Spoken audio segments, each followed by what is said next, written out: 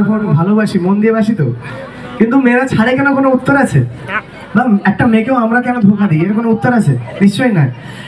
আমরা ভালো থাকতে চাই, তাই একে অপরের প্রেমে মগ্ন হতে চাই। তাই বলবো ভালোবাসা